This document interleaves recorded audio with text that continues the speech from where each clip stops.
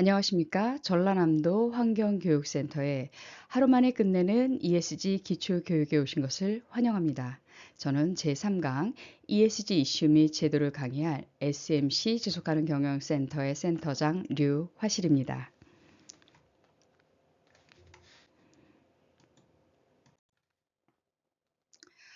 오늘의 목차는 텍소노미 ESG 금융, 글로벌 탄소 중립 규제 대응 탄소세, 넷제로 로드맵 국가 온실가스 분류 체계, ESG 안전보건과 중대재해처벌법입니다.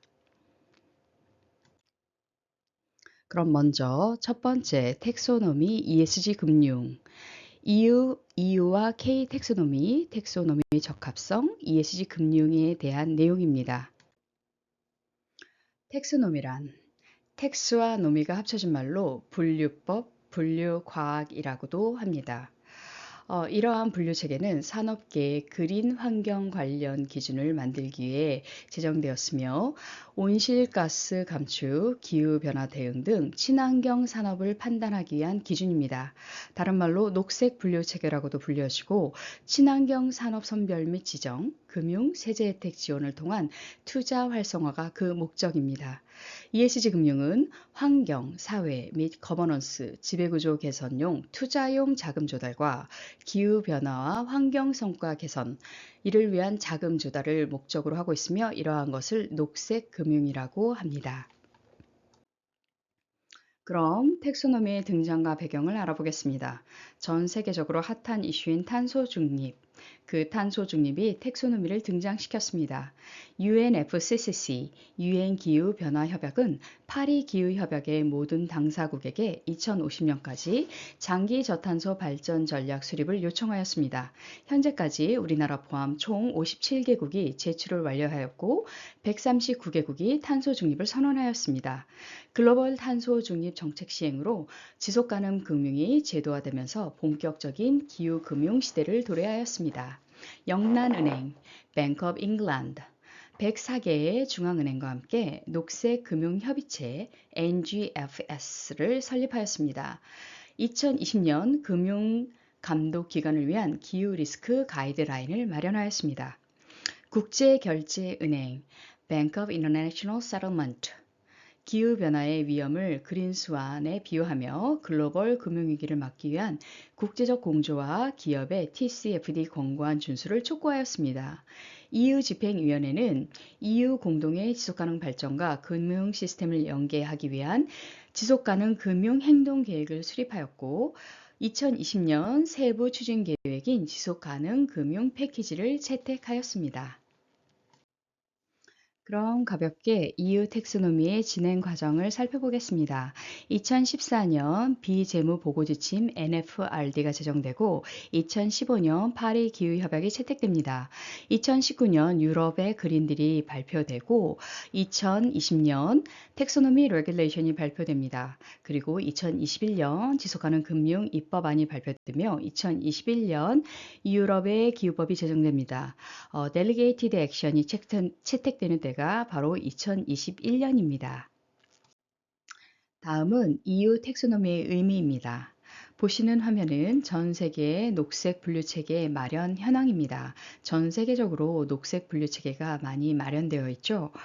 이러한 텍소노미는 지속 가능한 경제 활동과 정보의 투명성을 보장하고 지속 가능한 투자를 보장하며 산업 발전, 환경 문제점 해결로 미래의 지속 가능한 발전을 보장하도록 노력하고는 것입니다.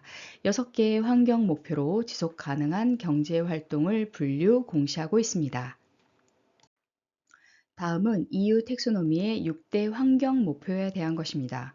환경 목표는 기후변화 완화, 기후변화 적응, 수자원, 해양자원의 지속가능한 사용과 보호, 순환 경제로의 전환, 오염 방지와 관리, 생물 다양성, 생태계의 보호와 복원입니다.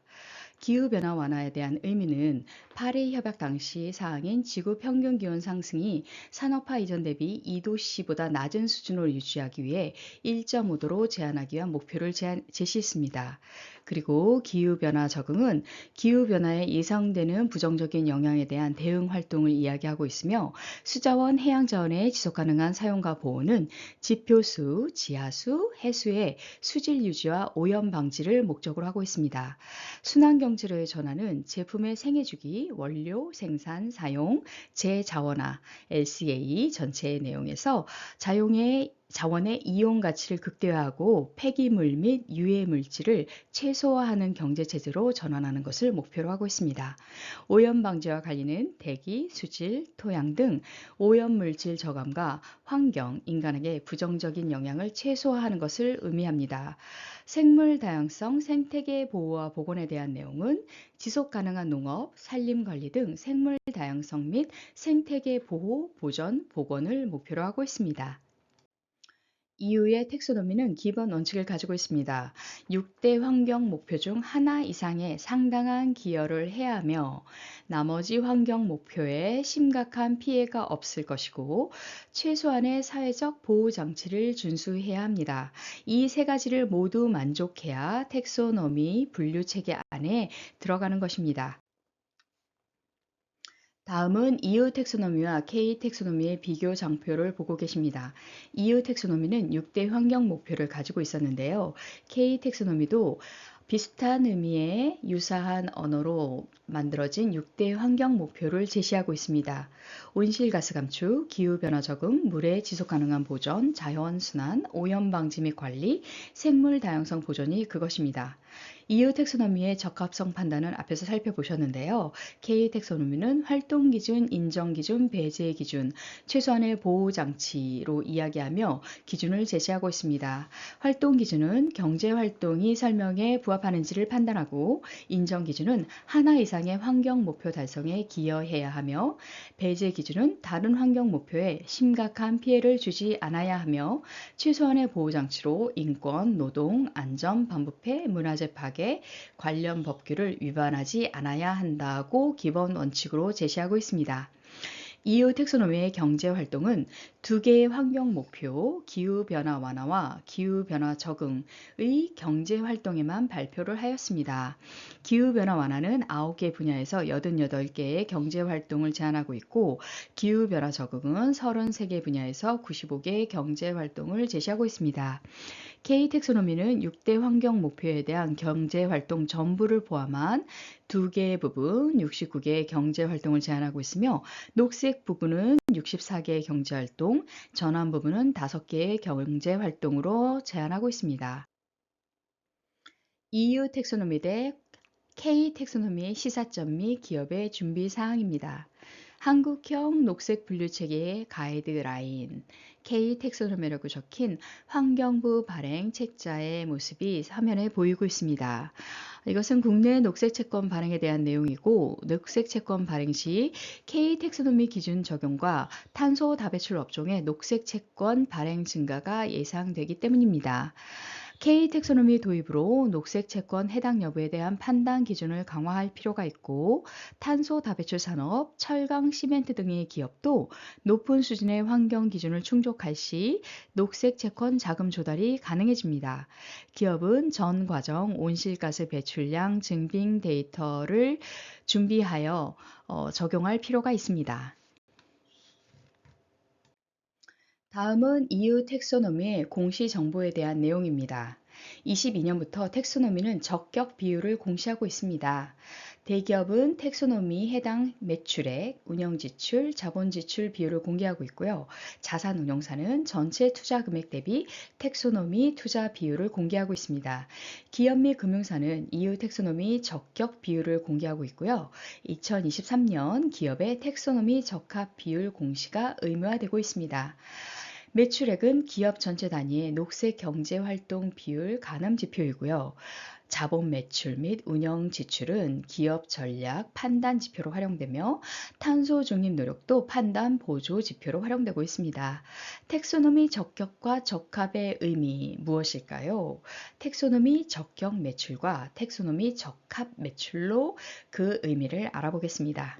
텍소노미 적격 매출이란 경제 활동이 EU 텍소노미 기본 원칙에는 미충족합니다. 그러나 잠재적으로 텍소노미에 해당되는 경제 활동이 매출로 발생할 것이 예상될 때 적격 매출이라고 이야기합니다. 현재는 미충족이지만 잠재적으로 앞으로 해당될 것으로 예상될 때 그럴 때 우리는 텍소노미 적격 매출액이라고 이야기합니다. 텍소노미 적합 매출액은 텍소노미 적격인 동시에 기본 원칙을 충족하는 경제활동으로 매출이 발생할 때 우리는 텍소노미 적합 매출액이라고 이야기합니다. 다음은 EU 텍소노미 적격 및 적합 판단 4단계에 대한 내용입니다. 텍소노미 적격. 텍소노미 경제활동 목록에 해당하는가? 라는 질문에 대한 답으로 1. 산업 분류 코드 분류와 친환경 활동 정의에 대한 내용을 들 수 있습니다. 텍소노미 적합은 텍소노미 적격에 해당하는 내용을 포함하고 그 외에 세 가지 판단 기준을 제시하고 있습니다. 6대 환경 목표에 상당한 기여를 하고 있는가에 대한 내용은 환경 목표 기여 수준에 대한 판단으로 판단 기준을 설정하고 정량적, 정성적 기준으로 판단합니다.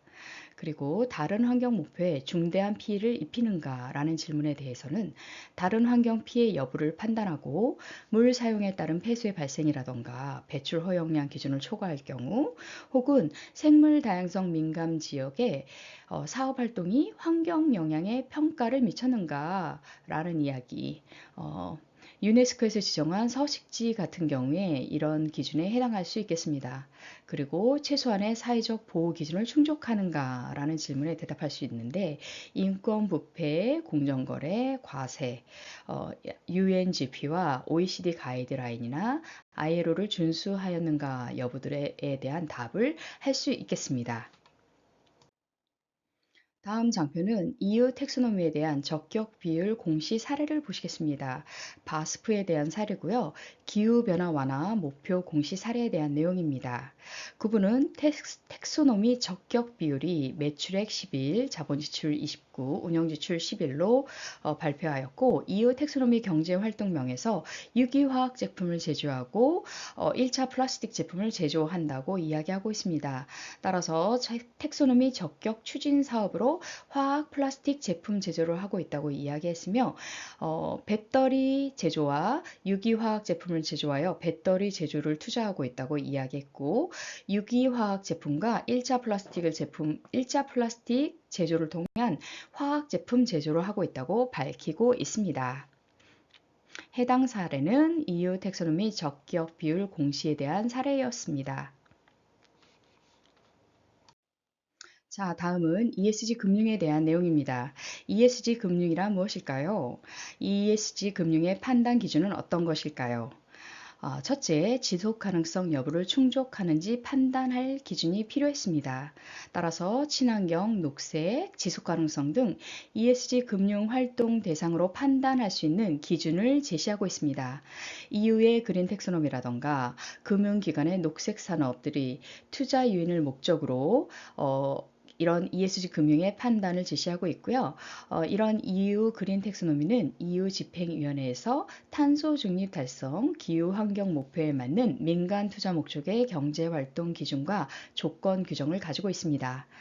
이런 금융기관의 녹색 산업을 투자할 때 그린워싱에 해당하는 문제가 생기는데 이러한 그린워싱을 방지하는 목적도 가지고 있습니다. 다음은 ESG 금융과 투자에 대한 장표입니다. ESG 펀드의 자산 규모는 2021년 기준 유럽이 가장 큰 규모로 투자하고 있고요. ESG 펀드의 자산 증가율은 아시아에서 큰 폭으로 상승하고 있습니다. 국내 ESG 투자 규모는 2021년 300조 원 가까이 정점을 찍었다가 2022년부터 하향하고 있는 추세입니다. 금융권별 ESG 투자 비중은 공적 금융이 63%로 가장 높고 은행권이 22%로 그 다음을 차지하고 있습니다. 이러한 ESG 투자에 대한 기준은 포트폴리오를 구축하고 재무적 수익을 축적하며 사회에 긍정적인 기여를 하는 방식으로 투자하도록 하고 있습니다. ESG 평가로 기업은 지속 가능성을 특정할 수 있게 되고 장기적인 성장 추세를 가질 수 있게 됩니다. 이러한 ESG 투자는 기후 재난이 증가하고 있고 친환경 에너지의 전환이 가속화되고 있어서 이러한 ESG 투자가 필요한 상황입니다. 이를 위해 ESG의 법제화도 필요한 상황이고요.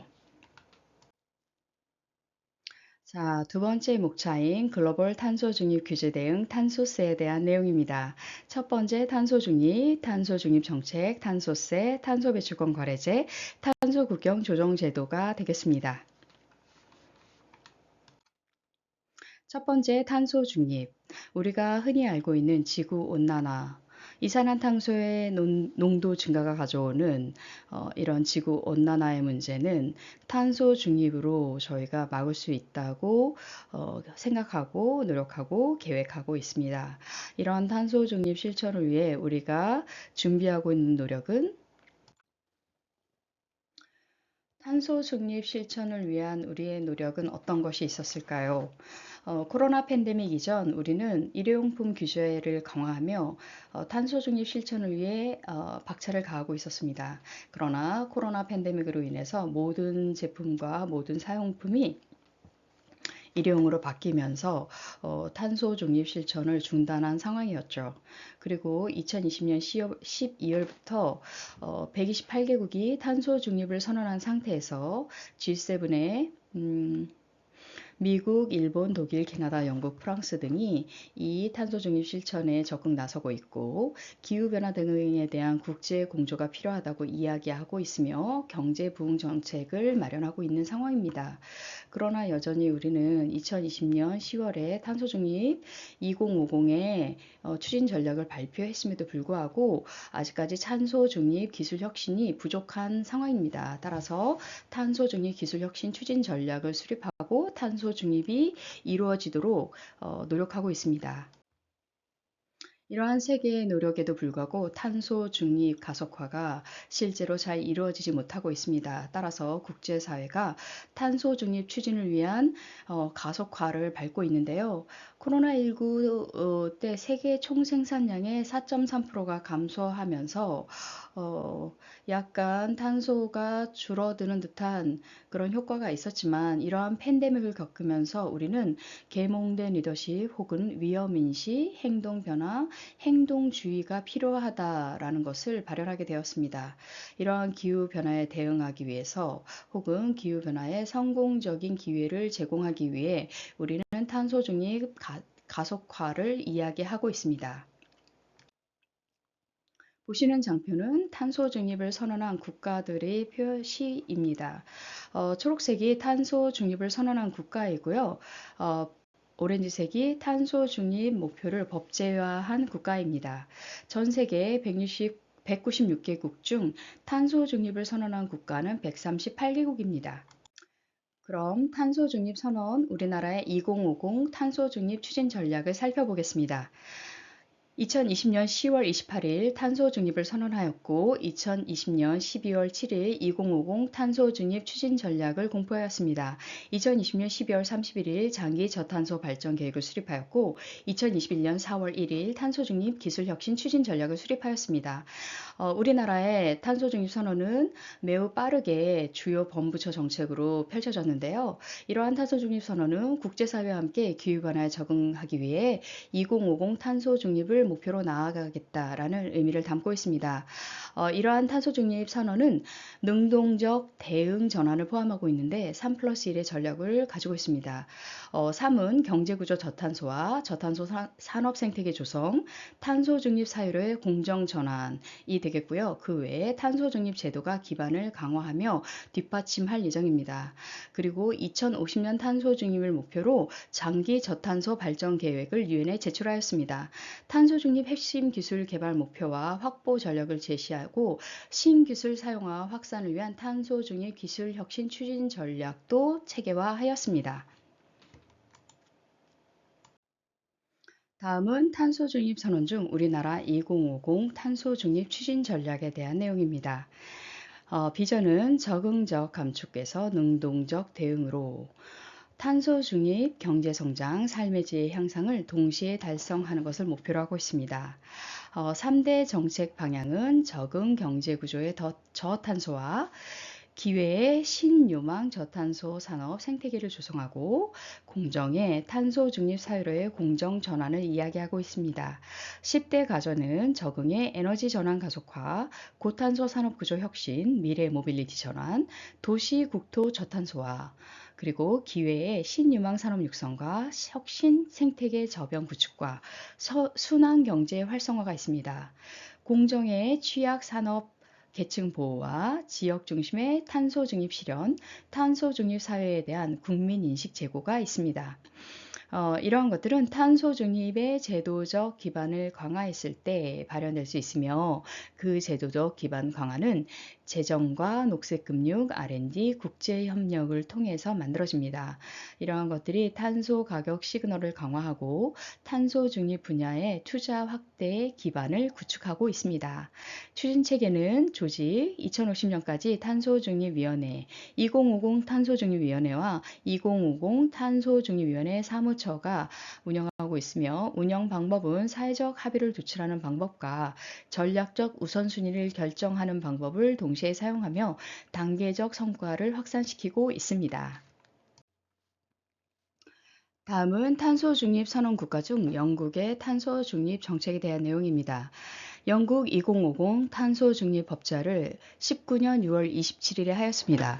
20년 11월 18일 녹색 산업 혁신에 대한 10대 중점 과제를 수립하고 NDC 개정안을 2020년 12월 제출합니다.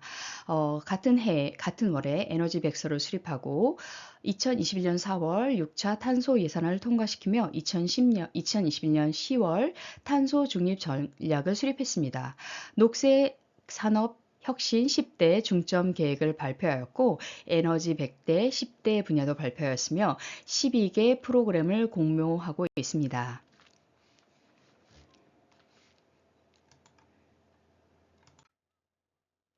이러한 영국의 탄소 중립 정책은 녹색 산업 분야는 해상 풍력 발전과 저탄소 수소의 성장 주도, 진보된 신원자력 기술 개발, 무공해 차량으로의 전환 가속화, 녹색 대중교통, 자전거 타기 및 걷기, 무공해 항공 및 선박, 녹색 건물, 탄소 포집 저장 활용에 대한 투자, 자연 환경 보호, 녹색 금융 및 혁신입니다.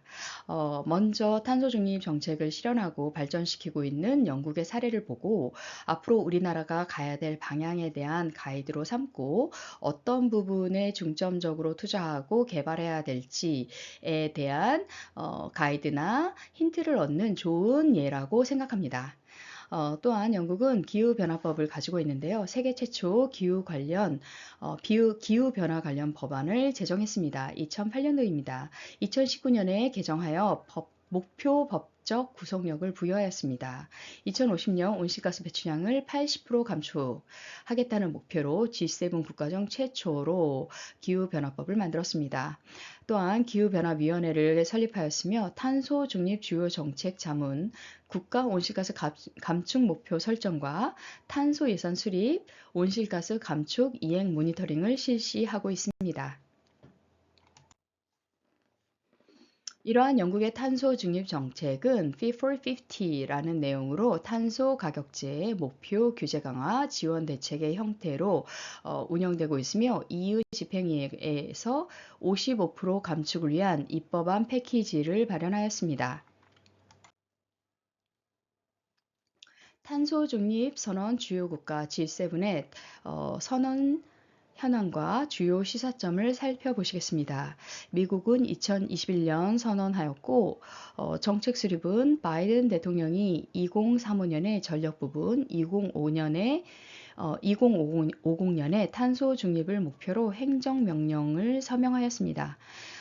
그리고 주요 시사점은 2050 탄소 중립 이행 정부의 조직이 개편되고 계획이 수립 중이고 차후 법 개정안과 예산 통과가 유리한 상황이었지만 트럼프 대통령이 당선되며 앞으로 불투명한 미래를 내다보고 있습니다.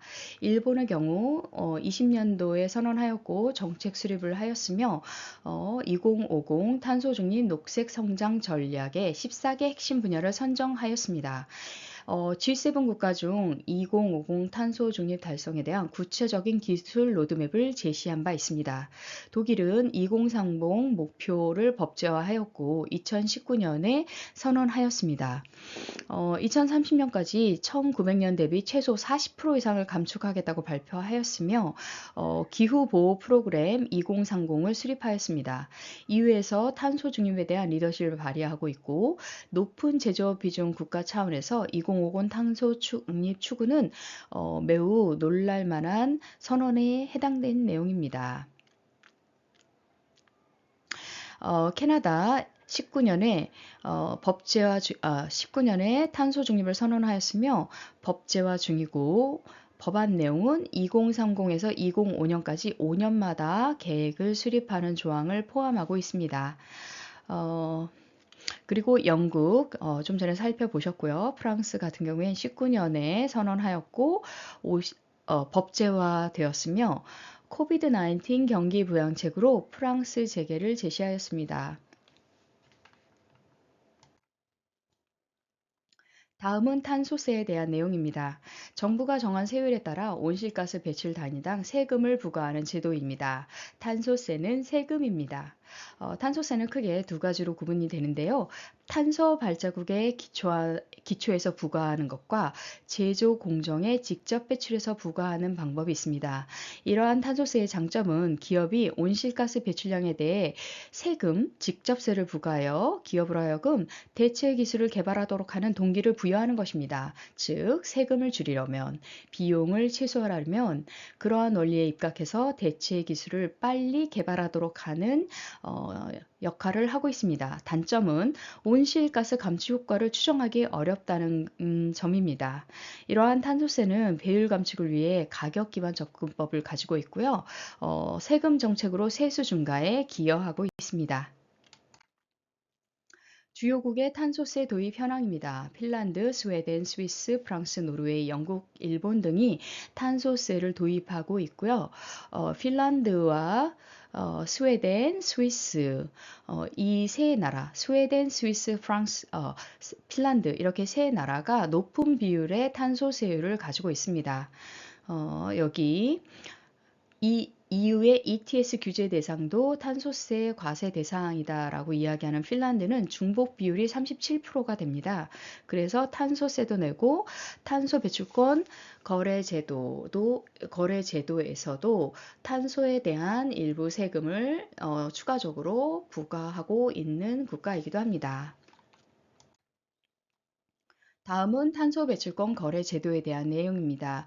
탄소 배출권 거래제 ETS에 대한 내용이고요.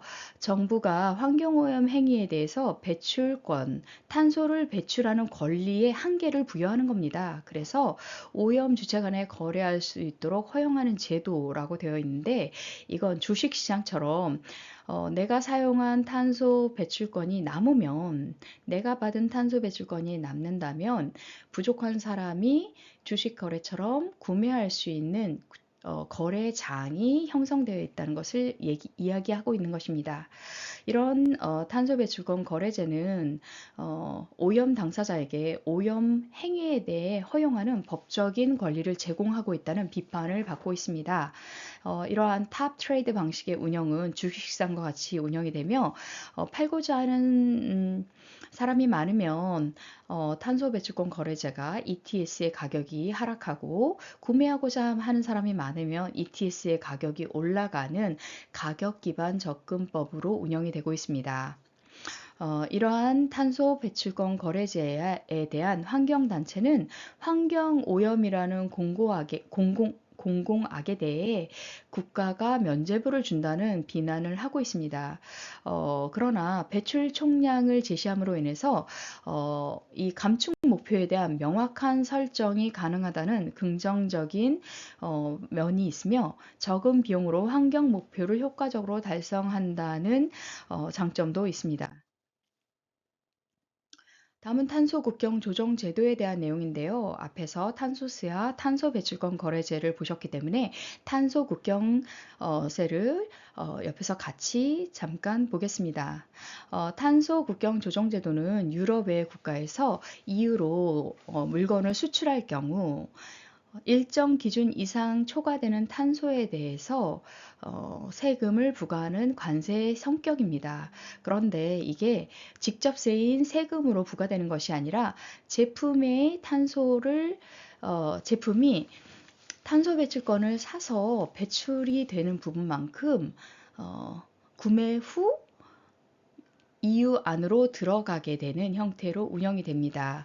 그래서 실제로 세금은 물건을 수입하는 사람이 부담하는 것이 맞지만 이 경우에 물건을 수출하는 사람이 수출국에서 미리 이 배출량에 따른 배출권 거래를 사서 EU로 수출하는 형태로 운영되는 부당함이 존재하고 있습니다. 탄소세는 캐나다 등 28개국에서 운영이 되고 있고 탄소 배출권 거래제는 한국, 중국 등 39개국에서 이게 운영되고 있으며 탄소 국경 조정 제도는 아직 도입되지 않았지만 EU에서 의회를 통과하며 유럽 전체에서 이 조정 제도를 시행하기로 계획되어져 있었습니다. 그것이 2023년 10월이었습니다. 자, 탄소 국경 조정 제도에 대해 조금 더 길게 알아보겠습니다. CBAM이라고 부르는 탄소 국경 조정 제도는 2021년 7월 초안을 마련하였고 2023년 1월 전환 기간을 거쳐 2026년 2월 본격 도입을 예고하고 있습니다. 적용 대상은 탄소 다배출 제품, 즉 탄소 배출에 따라서 인증서를 제출하는 것을 의무화하고 있는데요. EU가 이 Fit for 50 패키지 일환으로 탄소 국경 조정 제도를 제안했고 30년까지 탄소 배출량 55%를 감축하는 것을 목표로 하고 있으며 기후변화 대응을 위한 법안 패키지라고 이야기하고 있습니다. 탄소 국경 조정 제도는 어느 기업이든 물건을 수출하려면 유럽연합이 요구하는 수준의 탄소의 비용을 부담해야 한다는 원칙이자 규제입니다.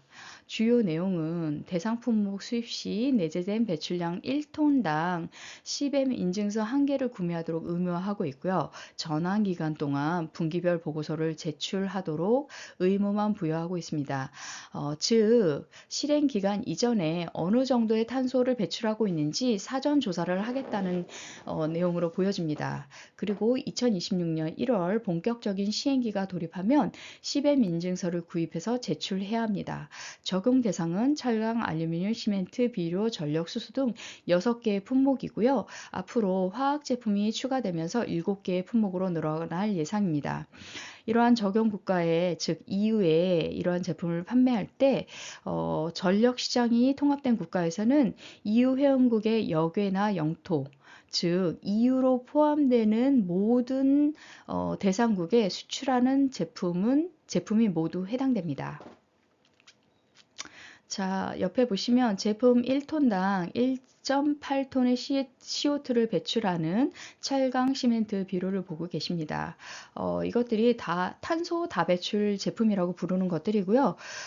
철강의 형태, 제품을 수출하는 항목에 철강이라고 기입되지 않고 철강에서 2차 가공을 해서 다른 이름으로 수출을 하게 된다면 이러한 CBAM 우리 탄소 국경 조정 제도를 피해 갈 수 있다는 허점이 이 탄소 국경 조정 제도 안에 존재하고 있습니다. 또한 이 탄소 국경 조정 제도는 그 탄소 배출 조정 제도를 피하는 방법으로 EU 안으로 이전하면 탄소세를 내지 않아도 되는 그런 장점이 있습니다.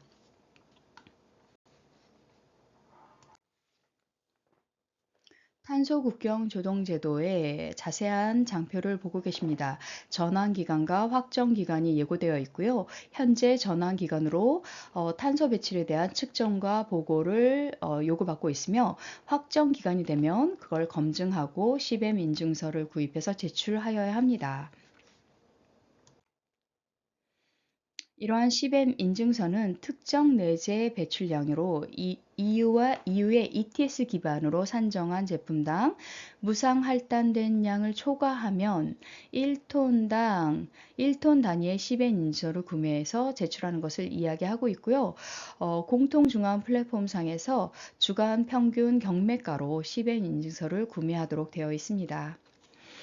이러한 탄소 가격, 카본 프라이스는 제3국가에서 지불한 탄소 가격에 대해서 인정하고 있으며, EU에 제출해야 할 때 CBAM 인증서의 수량에서 차감하도록 하고 있습니다. EU와 우리나라의 이 탄소 ETS의 가격 차이를 보고 계십니다. KETS라고 부르는 것이 우리나라의 ETS의 가격이고, 위에 보이는 것이 유럽의 ETS의 가격입니다. 유럽이 한때 우리나라 거의 비슷한 금액으로 시작을 하였는데요. 지금은 큰 격차를 보이고 있습니다. 우리나라에서 이런 ETS에 대한 매매가 잘 이루어지지 않고 있기 때문에 가격 상승이 아직 없는 것으로 보입니다. 그러나 앞으로 급격한 가격 상승이 일어날 것으로 보여지고 있습니다. 또한 탄소 국경 조정 제도는 수출 규모와 탄소 국경세의 전망치에 대한 내용을 발표하였는데요. 유럽으로 수출하는 300만 톤, 그중 1톤당 75달러 정도를 부과할 시 300억을 추가로 납품해야 된다는 그런 철강 수출의 어두운 비전을 보여주고 있습니다. 그리고 주요 3개국 2023년 및 2030년까지 탄소 국경세에 대한 전망치는 다음과 같습니다. 미국, 중국, 유럽 이 세 개의 국가를 합쳤을 때 2023년, 2030년으로 가면 2,900억 원, 2030년 7,100억 원으로 엄청난 우리 탄소 국경세를 지불하게 될 것으로 예상하고 있습니다.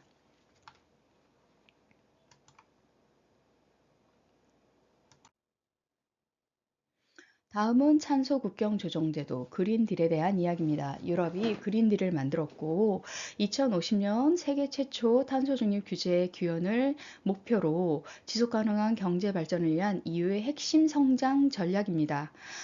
이것은 투자 규제 두 가지로 이루어져 있으며, 투자는 EU 장기 예산 및 회복 기금의 30%를 그린딜에 배정함으로 인해서 재생에너지, 지속가능 운송, 건물 에너지 효율화, 순환경제 등을 구현하며 에너지 전환 인프라를 구축하는 걸 목표로 하고 있습니다. 규제에 해당하는 내용은 기후 목표 달성, EU 산업 경쟁력 개선, 그리고 공정 경쟁 환경을 확보하고 재원을 확보하는 것을 목표로 하고 있습니다. Fit for 50 패키지 법안이 발효가 되었고, CBAM 등 13개 법령이 뒤를 바치고 있습니다. 이러한 유럽의 그린딜은 유럽 연합이 경제 문제를 타개하기 위해 기후 문제와 경제 문제라는 두 마리 토끼를 한 번에 잡겠다라고 말하고 있다는 주장도 있습니다. 즉, 침체된 유럽의 경제를 살리기 위해서 기후 문제를 가져다가 세금의 형태로 세수를 확충하는 그런 문제와, 새로운 산업의 장을 열어 그 부분에 산업을 일으키겠다는 그런 이야기입니다. 같은 시기 미국은 그린 뉴딜 정책을 발표하였고, 탈탄소와 자원 절약, 순환 경제를 지향하는 녹색의 경제 성장과 일자리 창출, 사회 통합의 뉴딜을 합쳐서 만들어진 단어입니다. 세계 각국의 영향을 살펴보시겠습니다. 탄소 국경 제도에 의해서 EU의 CBAM이 시행될 때 각국에 어떠한 영향이 펼쳐지는지 러시아, 중국, 터키, 영국 순으로 큰 영향을 받고 있는 것이 도표에 보입니다. 그리고 우리나라의 경우엔 세계 6위 수준의 영향을 받고 있는데 특히 철강과 알루미늄 부분이 30억 달러의 수출 규모를 가지고 있기 때문에 앞으로 큰 영향을 받고 있을 거라고 보여지고 있습니다. 다음은 탄소국경 조정 제도에 대한 EU의 입장입니다. WTO의 주요 규정인 GATT 제20조 환경 관련 예외 조항을 명시하고 있습니다. B항에서 인간, 동물 및 식물의 생명과 복원을 보호하기 위한 필요한 조치라고 명시하고 있으며 G항에서 자국 내의 생산 또는 소비에 대한 제한과 관련되어 실시되는 고갈성 천연 자원을 보호하기 위한 조치라고 이야기하고 있습니다.